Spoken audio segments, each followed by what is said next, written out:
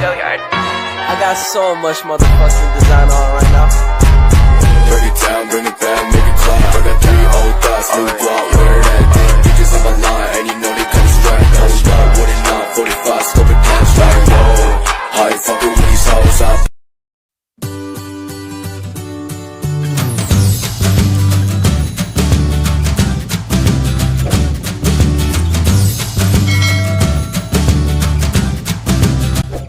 Assalamualaikum warahmatullahi wabarakatuh. Alhamdulillahirabbil alamin wa bihi nasta'in ala umuri dunya waddin. Sayyidina wa maulana Muhammadin wa ala alihi washabihi ajmain. Amma ba'du. Perkenalkan, nama saya Maya Alamia dengan NIM 2121277, prodi Pendidikan Agama Islam. Saya izin menyampaikan materi tentang aliran-aliran pendidikan. Nah, materi tersebut sudah pernah saya sampaikan bersama dengan rekan-rekan kelompok saya pada pertemuan di kelas. Di sini saya izin mengulas kembali atau mempresentasikan kembali materi tersebut guna memenuhi tugas UAS mata pelajaran ilmu pendidikan yang diampu oleh Ibu Dian Rifayati, MSI.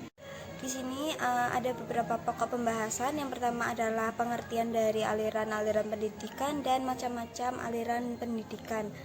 Kita lanjut ke materi yang pertama, yaitu pengertian dari aliran pendidikan tersebut. Nah, jadi ada pengertian dari aliran pendidikan. Aliran pendidikan adalah pemikiran yang membawakan pendidikan. Teori digunakan oleh para pendidik untuk menunjukkan hipotesis-hipotesis tertentu dalam rangka membuktikan kebenaran melalui eksperimentasi dan observasi, serta berfungsi menjelaskan pokok pembahasannya. Nah, jadi aliran pendidikan itu sendiri adalah pemikiran-pemikiran yang membawakan pembaharuan bagi dunia pendidikan. Nah, aliran pendidikan itu sendiri juga berguna untuk para guru untuk menambah wawasan atau pengetahuan. Nah, hal tersebut juga sangat berperan penting bagi tenaga pendidik supaya bisa memberikan kontribusinya dalam dinamika pendidikan di masyarakat. Nah, kemudian kita akan membahas macam-macam teori atau aliran pendidikan. Ada 6 macam-macam aliran pendidikan. Yang pertama adalah aliran empirisme, yang kedua adalah aliran nativisme, yang ketiga adalah naturalisme, yang keempat adalah konvergensi, yang kelima adalah aliran progresivisme, dan yang terakhir adalah aliran konstruksivisme. Kita akan membahas satu persatu dari keenam aliran tersebut. Yang pertama adalah aliran empirisme. Aliran empirisme itu adalah aliran yang menyatakan bahwa perkembangan anak tergantung pada lingkungan, sedangkan pembawaan yang dibawanya semenjak lahir itu tidak dipentingkan. Jadi menurut aliran empirisme itu sendiri juga mengatakan bahwa pengalaman itu sebagai sumber pengetahuan. Jadi menurut aliran tersebut, pengetahuan itu terjadi atau terbentuk atau diperoleh oleh pengalaman. Contoh dari aliran empirisme itu sendiri adalah anak berkata kasar. Anak berkata kasar itu terjadi karena anak tersebut memperoleh pengalaman yang serupa, atau anak tersebut sering mendengar percakapan atau kata-kata kasar. Entah kata-kata tersebut terdengar dari teman atau dari tetangga atau bahkan dari orang tua anak tersebut. Yang kedua adalah aliran nativisme. Menurut aliran ini, dengan tokohnya seorang Jerman Schopenhauer pada tahun 1788 sampai 1860 mengatakan bahwa anak-anak yang lahir ke dunia adalah memiliki pembawaan atau bakatnya yang akan berkembang menurut arahnya masing-masing. Jadi aliran ini berpendapat bahwa manusia itu ditentukan oleh faktor bawaan sejak lahir. Jadi faktor bawaan dari manusia itu juga yang akan menentukan perkembangan manusia tersebut. Jadi menurut kaum nativisme, pendidikan itu tidak dapat merubah sifat pembawaan dari manusia. Kemudian adalah contoh dari aliran nativisme. Seperti yang kita ketahui, ada paribahasa yang mengatakan bahwa buah itu jatuh tidak jauh dari pohonnya.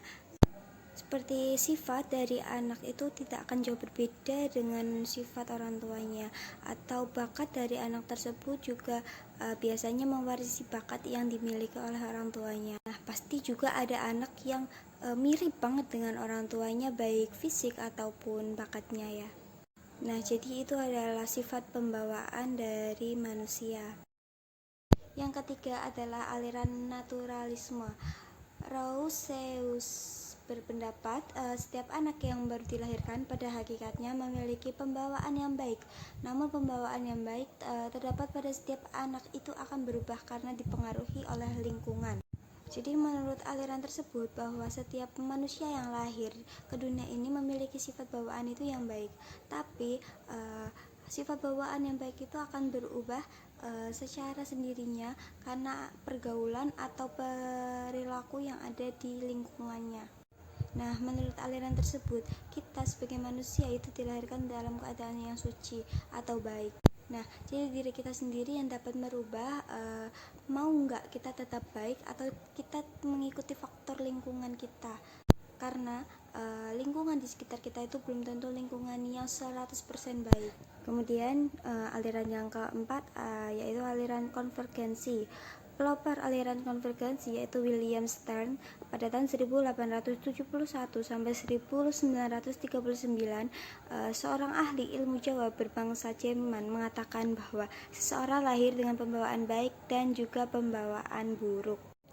Aliran konvergensi merupakan gabungan antara aliran empirisme dengan aliran nativisme. Aliran ini menggabungkan arti pembawaan dengan lingkungan sebagai faktor yang berpengaruh dalam perkembangan manusia. Teori konvergensi menyatakan bahwa pertumbuhan dan perkembangan manusia tergantung pada dua faktor.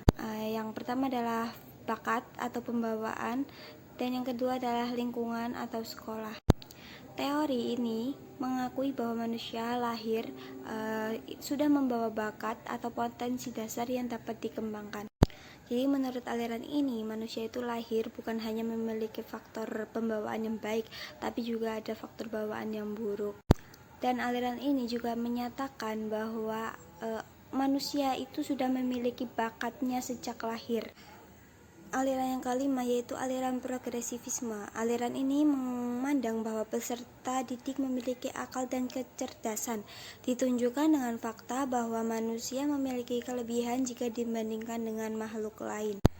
Nah, menurut aliran ini, pendidikan itu terpusat pada anaknya atau pada peserta didik, bukan pada guru maupun bidang muatan.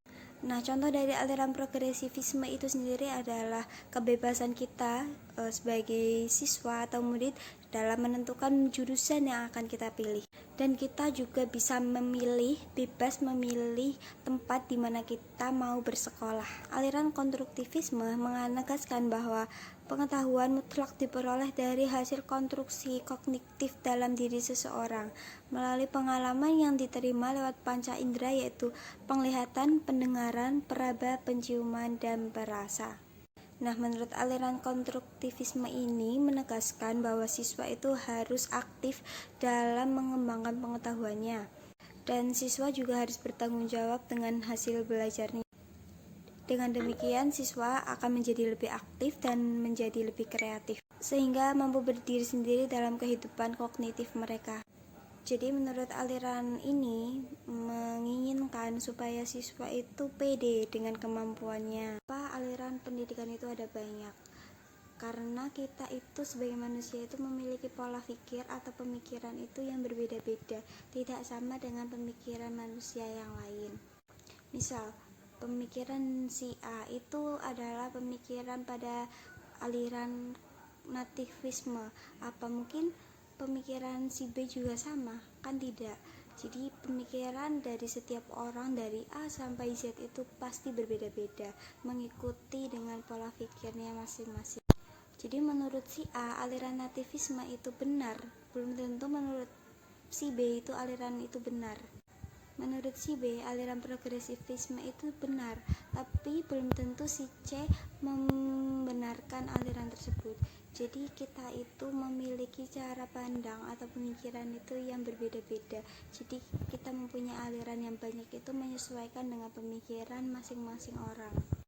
Baik, jadi itu saja yang dapat saya sampaikan. Kurang lebihnya saya mohon maaf. Wassalamualaikum warahmatullahi wabarakatuh.